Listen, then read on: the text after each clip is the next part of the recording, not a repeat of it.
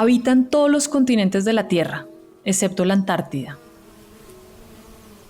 Son responsables del equilibrio de la vida en la Tierra y de la alimentación de muchos seres vivos. Y algunas pueden llegar a vivir hasta 5 años, pero otras, en cambio, viven tan solo unas semanas. Las abejas son de temores y amores entre nosotros los humanos, pero dado su rol fundamental en la vida en el planeta, es urgente que nos acerquemos a conocer más sobre su pequeño mundo y su gran importancia.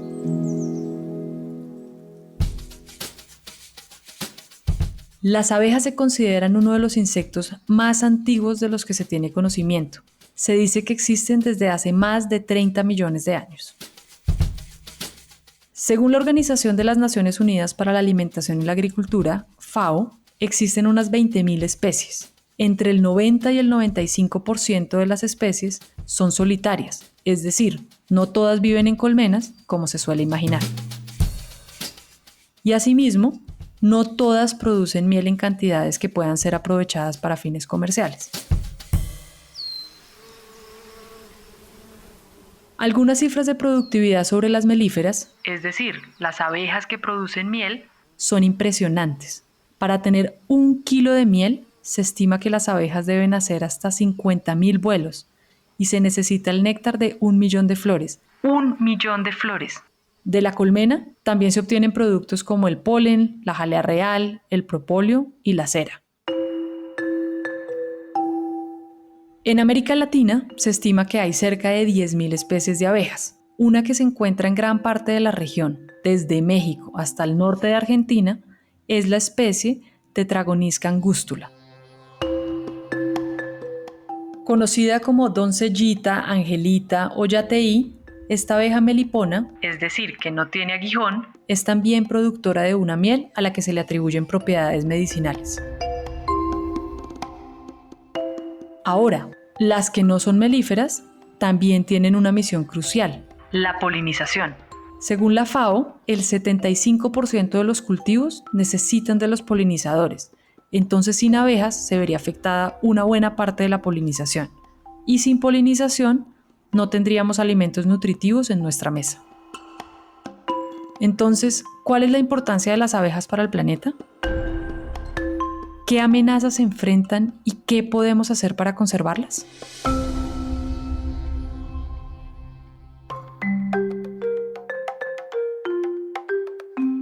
Aquí comienza Brújula Sonora Podcast, aguja magnética para tiempos de cambio. Entrevistas e historias de América Latina para entender conexiones entre ambiente, economía y clima, analizar el panorama mundial y compartir soluciones innovadoras que nos muestren la ruta a otras posibilidades. Brújula Sonora Podcast, una iniciativa de Transforma con la postproducción de Acorde Podcast.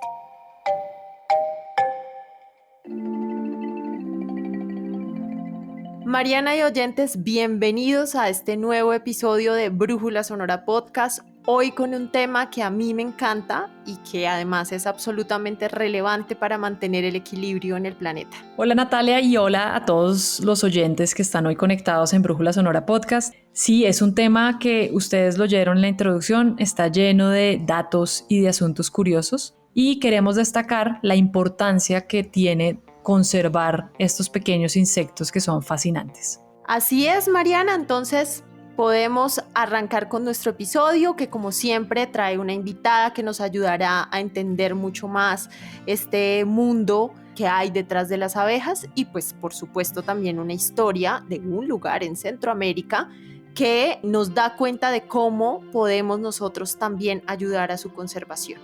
Y por favor quédense hasta el final porque en este episodio les tenemos una súper recomendación.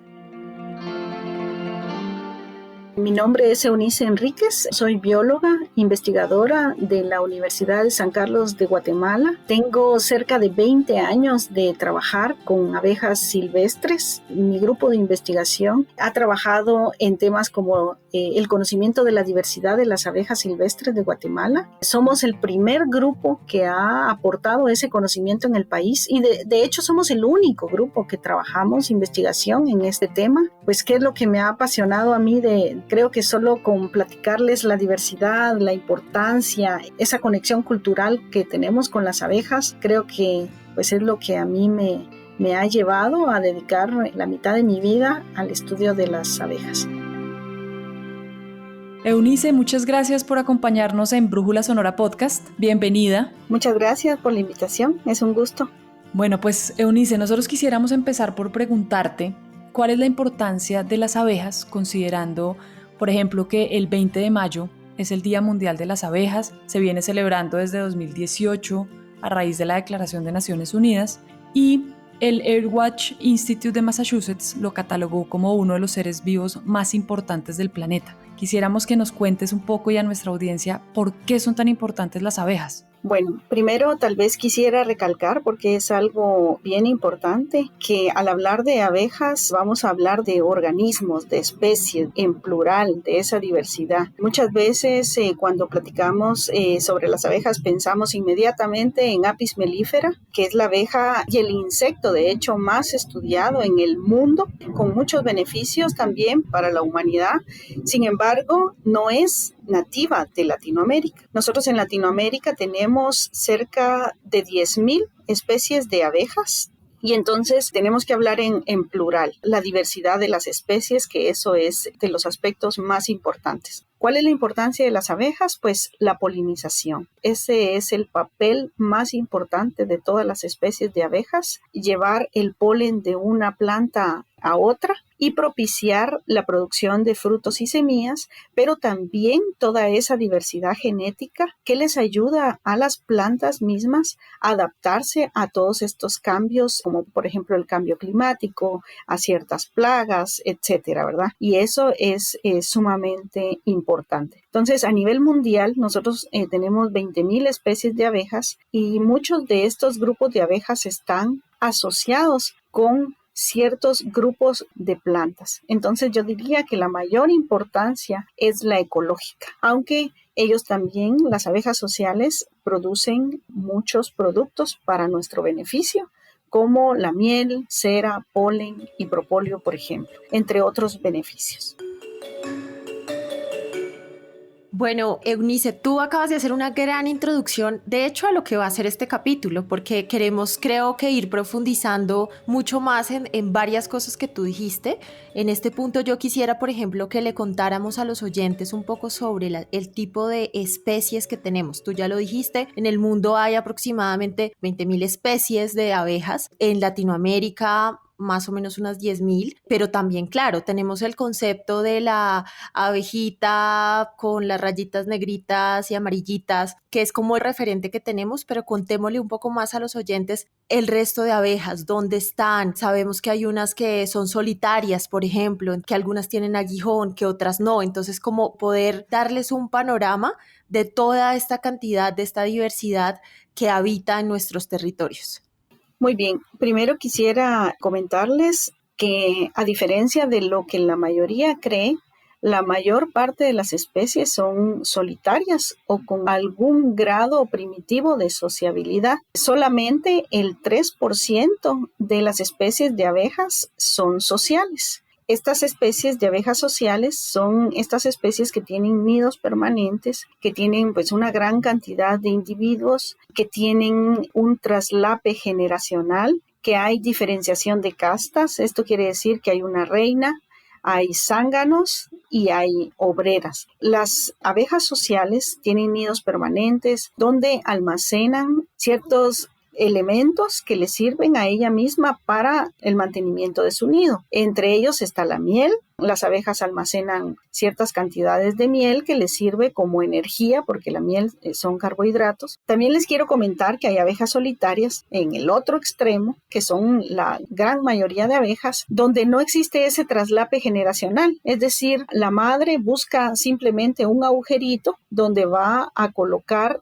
una mezcla de polen y de miel, y sobre esa mezcla va colocando los huevecillos, va cerrando una celda, luego hace otra masita de miel y polen y coloca otro huevecito, cierra la celda, etcétera, hasta llenar todo el orificio. Y pues la mamá en este caso no conoce a su cría, deja a sus hijos hasta la siguiente generación. Ese es el otro extremo de las abejas solitarias. Sin embargo, en el medio hay muchísimas formas de sociabilidad. Hay algunas especies de abejas que solamente comparten un sitio, tienen nidos independientes, pero están en un sitio en la tierra. Esas podríamos decirles gregarias. Hay algunas otras especies, hay una asociación de hembras para ciertos cuidados dentro de la colmena, pero la gran mayoría son solitarias. La mayoría de veces pensamos en estas abejas con las rayitas amarillas, pero que hay muchas especies que tienen unas coloraciones iridiscentes,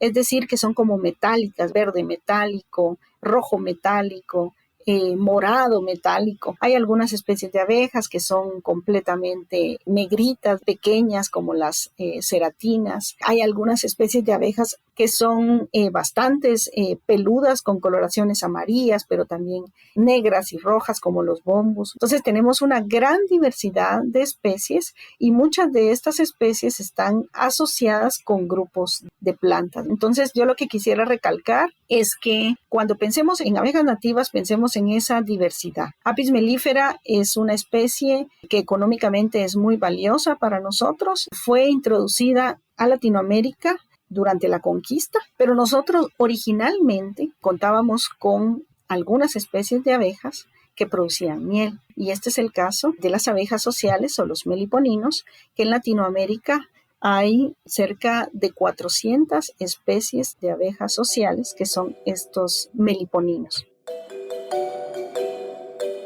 Eunice, ahora pues que tú estás mencionando justamente estas especies de meliponas y como en Latinoamérica tenemos aproximadamente unas 400, cuéntanos para ti cuál es esa especie como emblemática de la región. El género melipona para Mesoamérica es muy importante porque Melipona becki fue la especie que fue criada por los mayas hace más de 2000 años y nosotros tenemos códices, tenemos vasijas, tenemos en Mesoamérica, en México hay pirámides mayas dedicadas a las abejas. Entonces hay toda una cultura alrededor de Melipona becki, pero cuando nosotros nos referimos al grupo que les comentaba que en Latinoamérica son como 400 especies con su mayor diversidad en Sudamérica, en Brasil, hablamos de meliponinos, que es el grupo que engloba a las especies de abejas que son sociales, pero que además algo increíble es que no tienen aguijón.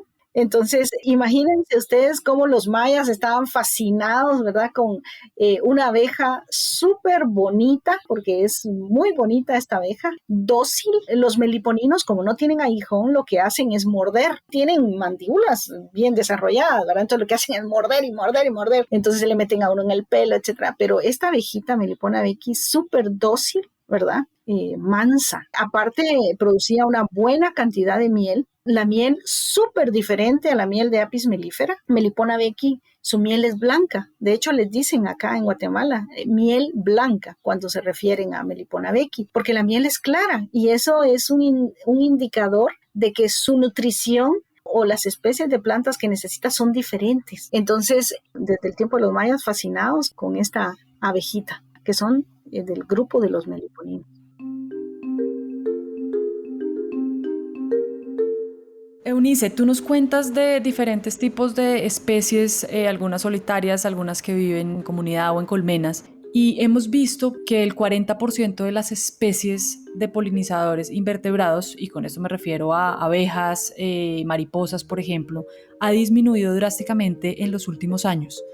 Algunos que las amenazas que encontramos es por fertilizantes que se utilizan en la agricultura, por cambio, digamos, en la temperatura que se ha aumentado en algunas regiones o en algunas zonas particulares donde habitan estas especies.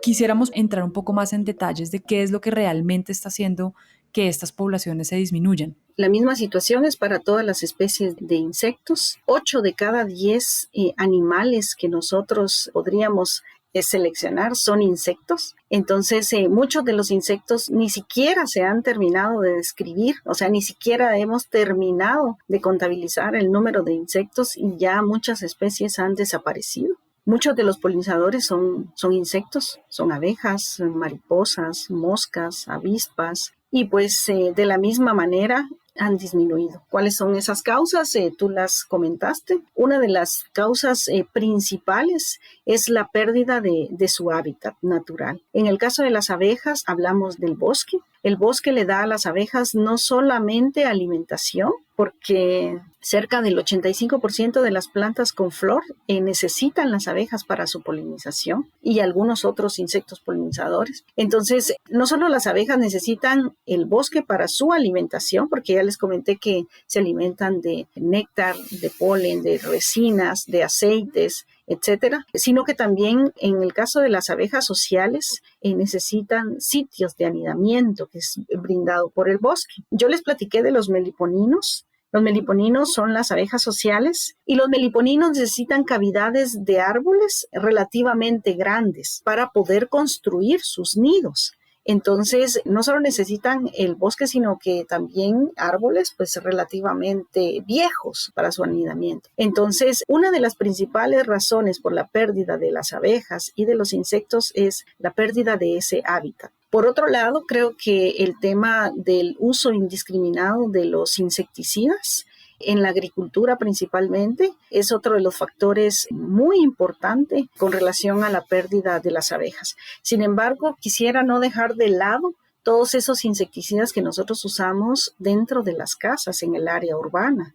Muchos de ellos pues se utilizan dentro de la casa y fuera, en el peridomicilio, diríamos nosotros, ¿verdad? Todos esos insecticidas que también se utilizan en las áreas urbanas están amenazando también esta diversidad de los insectos. Y en la agricultura, cuando los cultivos son monocultivos, también necesitan todo un grupo de prácticas necesarias para mantener a estos monocultivos, que regularmente son líneas genéticas muy similares, ¿verdad? Es decir, semillas de la misma línea genética que necesitan cada cierto tiempo el uso de diferentes fertilizantes, insecticidas, etcétera, ¿verdad? Entonces, el uso de todas estas técnicas y las grandes extensiones de monocultivos son las que están amenazando a las abejas. El cambio climático, como tú lo mencionaste, ¿en qué afecta el cambio climático a las abejas? En que se pierde esa sincronía. Muchas de las especies de abejas están asociadas al florecimiento de ciertas especies de plantas,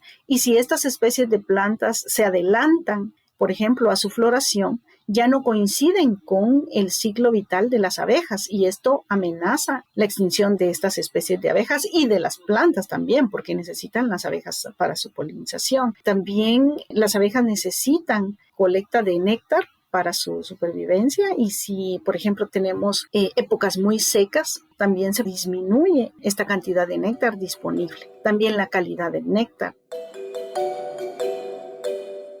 Eunice, cuéntanos un poquito cuáles son esos cultivos que se ven más afectados por la pérdida de abejas o de insectos o en general de polinizadores, porque a veces las personas no vemos todo tan lejano y no vemos, por ejemplo, que llegue a nuestra casa una manzana, tiene un proceso detrás que implica, por ejemplo, la existencia de estos insectos. Entonces, hablemosles un poquito sobre todo de esos cultivos que se ven afectados por la falta de polinizadores. Cerca de 1/3 de todos los cultivos que nos sirven para nuestra alimentación dependen de las abejas. No todos. Por ejemplo, el maíz es polinizado por el viento y no depende de las abejas, el trigo, etc. Pero hay algunos alimentos que son muy importantes para nuestra nutrición que dependen 100% de las abejas. No sé cómo les llamarán en diferentes partes de Latinoamérica a las especies de cucurbita. Nosotros en Guatemala les llamamos huicoy, les llamamos ayote, chilacayote. Yo me recuerdo que en algún lugar de Sudamérica le llaman zarpayo a este fruto, pero son las calabazas. Las calabazas tienen una peculiaridad. Ellas tienen flores femeninas y masculinas separadas. Entonces necesitan a fuerza que alguien lleve el polen de la flor masculina a la flor femenina. Entonces, por eso les digo, dependen en un 100%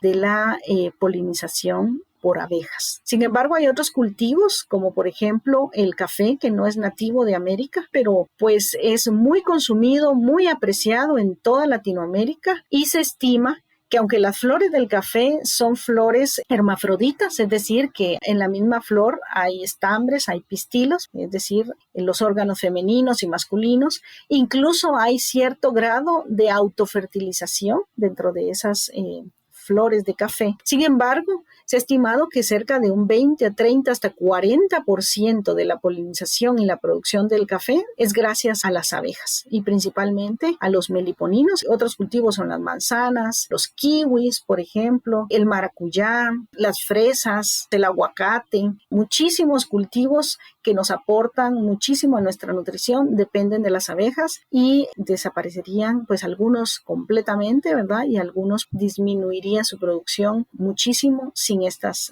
abejas. Eunice, muchas gracias por todo esto que nos estás contando, porque en serio es como si se abriera una colmena y pudiéramos ir entendiendo mucho más qué es lo que pasa en este mundo tan fantástico de las abejas, y que pues es un deber fundamental de todos contribuir a su conservación. Vamos a escuchar en este momento una historia que justamente tiene lugar en Guatemala, de donde tú también eres. Así que bueno, de la mano de Natalia Gómez nos vamos a Centroamérica a conocer más sobre las abejas. La historia de Bee Hub Guatemala es la historia del encuentro de las abejas con muchas personas, entre ellas Hamid Dakaret, su fundador y director. Por eso vamos a donde todo comenzó. Kenia, 2012.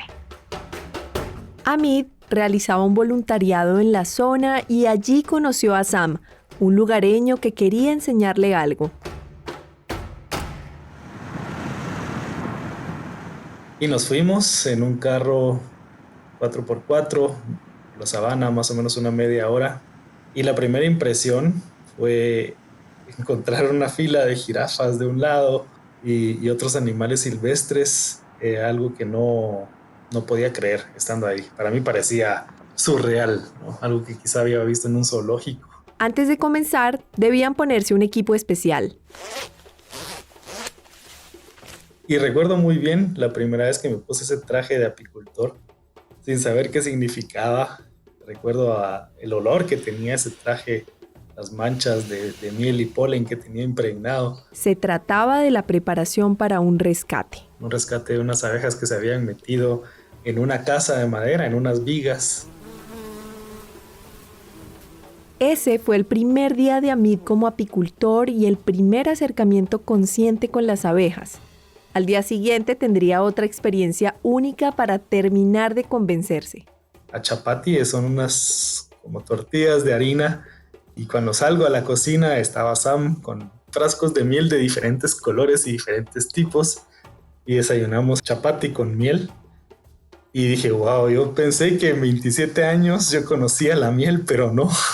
Y realmente el probar miel pura, así, ¿qué es la miel? ¿Qué significa? Ver esa conexión que tiene él con las abejas y ver todo lo que estaba sucediendo. Dije, esto es algo que yo quiero hacer. Quiero que llegue el día en que yo tenga esa conexión con las abejas y yo pueda decir, voy a cuidarlas, voy a procurar que estén bien, crear un lugar para ellas y poder probar el fruto del trabajo de esas abejas. Para mí es el sabor de un ecosistema completo. En una gota de miel tú puedes sentir ese sabor. Entonces ahí supe a qué sabía la sabana. Fue impresionante realmente. Y ahí dije yo, bueno, tal vez no soy experto y nunca lo seré, pero allí empezó una pasión y un camino que jamás me imaginé a dónde me iba a llevar. Después de compartir 3 meses con Sam y su familia en Kenia, Hamid regresó a Bonn, Alemania, donde estaba radicado. Allí siguió su curiosidad y preparación con un libro de apicultura convencional que le envió su papá desde Guatemala. Lo leyó por lo menos 2 veces antes de aventurarse. Empecé con mi primera colmenita, tuvo como nombre Río Dulce. Río Dulce es un lugar muy especial para mí aquí en Guatemala y por eso le puse eso, para tener esa conexión y ese vínculo con mi país estando afuera. El apiario de Hamid llegó a tener 12 colmenas, pero justo en ese momento tuvo que enfrentarse a una compleja decisión: dejar su proyecto para regresar a Guatemala. Volvió a su tierra en marzo de 2016 con la intención de replicar su proyecto, pero ese proceso de cambio vino con duelo y distancia de las pequeñas voladoras. Solo un año después, las abejas tocaron de nuevo su puerta. Una amiga le ofreció una colmena que ya no querían y Hamid la aceptó. Comenzó a cuidarla y también le llamó Río Dulce. Lo que no se imaginó es que un día de agosto de 2018 la encontraría agonizando, al parecer por pesticidas. Conmovido, publicó en sus redes sociales. Recibió respuesta de un parque natural en Guatemala que lo invitó a iniciar un pequeño proyecto.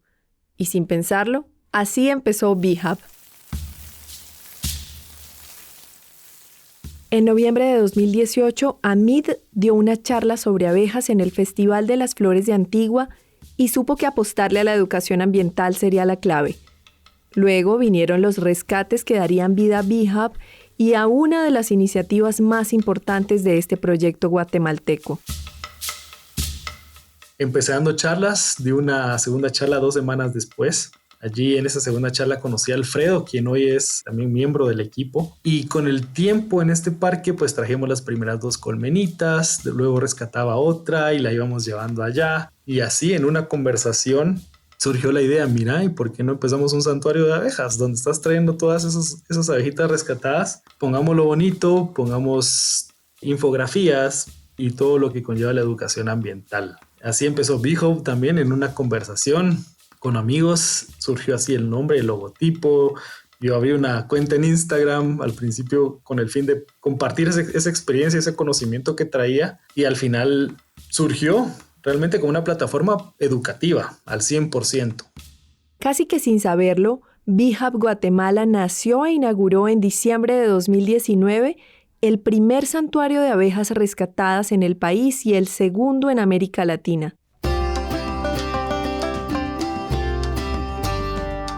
Este no ha sido solo un espacio para la conservación de abejas, sino también el lugar para hacer refugio de otras especies de abejas solitarias. Para esto, han instalado nidos diseñados especialmente para atraerlas y permitir que se alojen. Diana Cruz, creadora de uno de los diseños y directora creativa en BeeHub, nos cuenta cómo llegó al proyecto. Bueno, fue así como le escribí por Instagram a mí, así quedamos en juntarnos para hablar del proyecto. Así fue como comenzó todo. De hecho, yo le llevé un librito que había ilustrado para el proyecto de los nidos de abejas. Y creo que fue ahí cuando comenzó un poco la idea de los cómics, porque me dijo que le encantaba la idea de las ilustraciones y demás. Comenzamos replicando estos nidos que yo había trabajado, pero de ahí salté un poco más a hacer la idea de los cómics, a elaborarla, porque siempre se mantuvo presente esta temática de enseñar mediante un proceso un poco más creativo, ¿verdad? Y esto luego se desarrolló en lo que ahora son los cómics. A la fecha de realización de este podcast, BeeHub ha publicado cerca de 15 cómics según nos comparte Diana. Y es que esta estrategia les ha permitido llegar a las personas de una forma distinta. Ustedes saben que las redes sociales están llenas de imágenes, ¿verdad? Entonces, ¿cómo llegar a las personas más fácil? Y fue ahí que el lenguaje visual de los cómics es la respuesta, ¿verdad? Porque en 4 cuadros se puede enseñar tanto. No es que vengamos y despleguemos un documento Word con mucho texto que nadie lo va a querer leer, ¿verdad? Entonces, mediante el cómic se puede expresar tanto de una manera tan lúdica también, con los que las personas puedan tener como un grado más de empatía.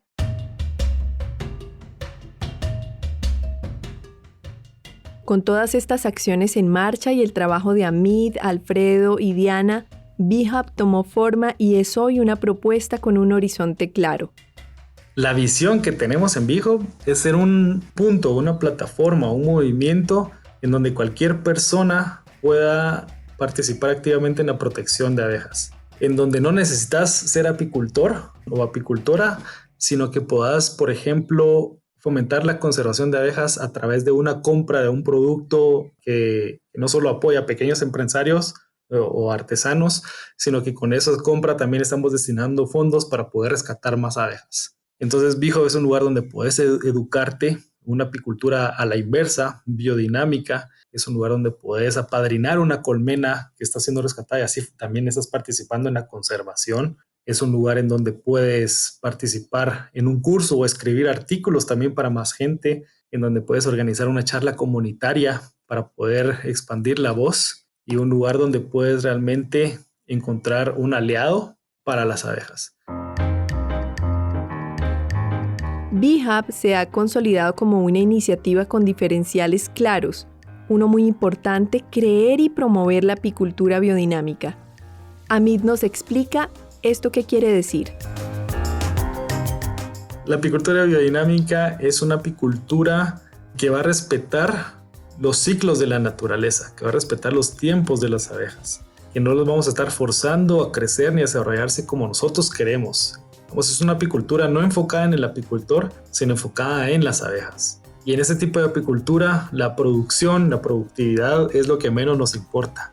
No nos importa producir miel, porque la miel en primer lugar tiene que ser para ellas. Y si al final resulta un excedente, pues va a ser para ayudarnos a poder rescatar más abejas y hacer sostenible el proyecto, pero esa no es la finalidad. Y también la apicultura biodinámica conlleva la regeneración de los ecosistemas y conlleva también la participación de comunidades en este sistema y conlleva también el entendimiento de las fuerzas externas, las fuerzas cósmicas que también influyen en el desarrollo de las colmenas.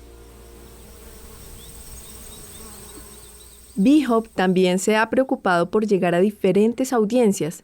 Tienen clarísimo que la sensibilización es fundamental para asegurar la conservación. Alfredo y a mí se han ingeniado actividades muy bonitas para poder crear empatía, ¿verdad?, con la audiencia infantil o ya sea con los adultos con quienes estén trabajando para enseñar, y hacen el contenido digerible para todo público para que no se sientan que, oh no, esta es una temática demasiado compleja, no hay que estudiarla, ¿verdad?, sino que realmente se apasionen por ella.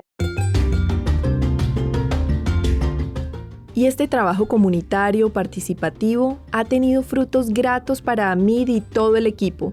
Un resultado es el producto de los eventos pedagógicos, los rescates, el santuario y todo el trabajo de conservación de abejas.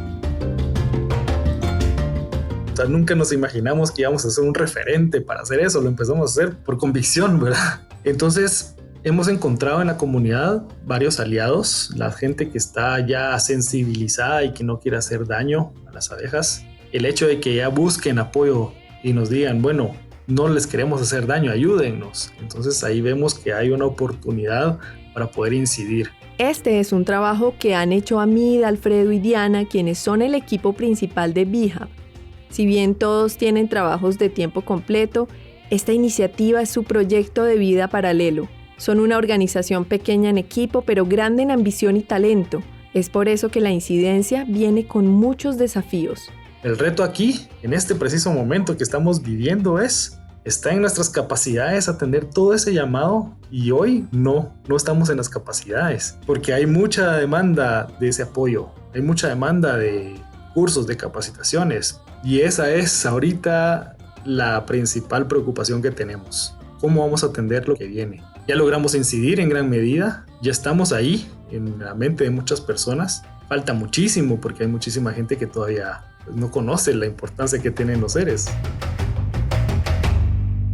Este crecimiento también va de la mano de lo financiero. Para eso, Amit y todo el equipo trabajan en una propuesta que cumpla el doble propósito: recibir ingresos y seguir trabajando en la conservación de abejas nativas. Y ahorita estamos empezando a sistematizar un tercer proyecto que va a ser para todas aquellas personas, empresas sostenibles que quieran también crear santuarios para promover la biodiversidad de los polinizadores en sus instituciones, en parques, etc. Entonces, todo eso nos ha dado la posibilidad de pensar más allá y decir, bueno, Beehive no es solo un santuario, Beehive puede ser muchos santuarios y puede ser un corredor ecológico lleno de abejas.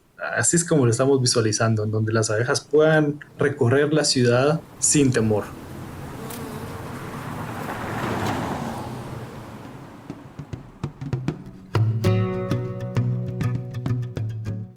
A la fecha de cierre de producción de este episodio, el santuario de Beehive, ubicado en el Parque Natural Green Rush, cuenta con 15 colmenas. Además, han realizado cerca de 40 rescates con un promedio de 2 millones de abejas beneficiadas. Y es que Beehive Guatemala es más que una plataforma educativa para aprender de abejas. Es un lugar para materializar muchos proyectos y anhelos colectivos.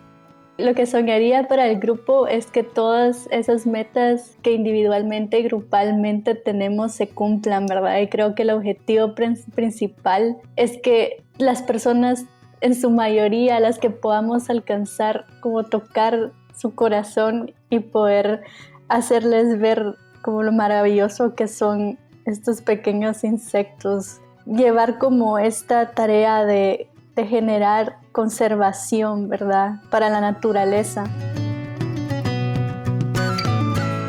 El sueño de todo el equipo en Beehive es poder crear una generación nueva de personas interesadas o apicultores o apicultoras que deseen anteponer el bienestar de las abejas ante todo. Y sé que va a llegar un día en que ya no nos van a llamar para hacer un rescate y ese día habremos dicho misión cumplida.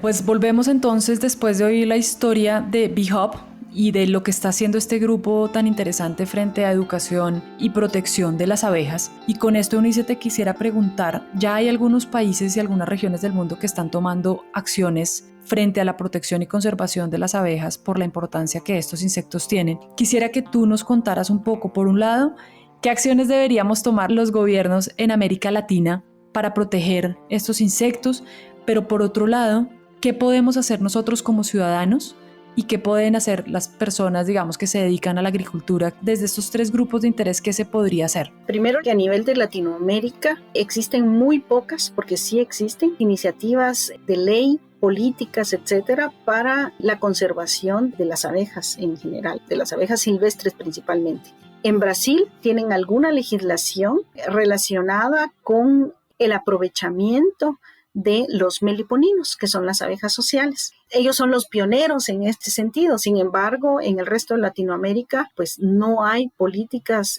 bien establecidas para la conservación de las abejas. Principalmente en México, en Mesoamérica y algunas partes de Brasil, los meliponinos, o sea, las abejas sociales nativas, se han utilizado desde la época prehispánica. Entonces, hay todo un acervo cultural relacionado con el aprovechamiento de estos meliponinos. Sin embargo, en época reciente, donde vemos una disminución de todas las especies de abejas, pues comienza a preocuparnos, y la disminución también de los bosques. Entonces es necesario establecer algunos acuerdos para no perder este recurso, ¿verdad? Entonces es necesario que se desarrollen políticas públicas para que este recurso pues lo podamos mantener. ¿Qué pueden hacer, digamos, los ciudadanos comunes y corrientes para la conservación de las abejas?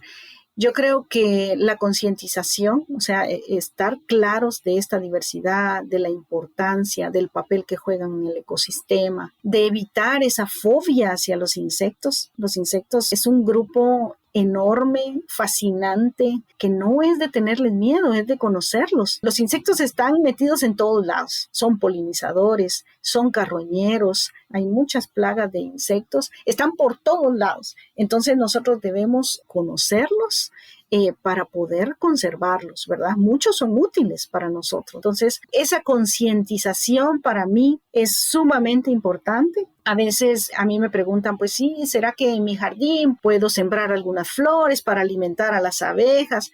Realmente, pues, podría ser. ¿Qué necesitan las abejas? Las abejas, como les dije, necesitan sitios de anidamiento y sitios de alimentación. Entonces, con un par de plantitas que nosotros pongamos en nuestro jardín no es suficiente. Ayuda, puede ayudar, puede darles en medio de la ciudad pues algo de alimentación, pero son estrategias que van más allá de eso. Tenemos que conservar nuestros ambientes naturales. Eso es lo que tenemos que hacer. Sin embargo, hay ciertas iniciativas para participación ciudadana, para que los ciudadanos se involucren en la investigación, conocimiento y que se fascinen por estas criaturas. Por otro lado, los agricultores. Muchos de los campesinos tienen sus huertos familiares, tienen su milpa. En el caso de Mesoamérica, la milpa es el lugar donde crece el maíz, el frijol, las calabazas.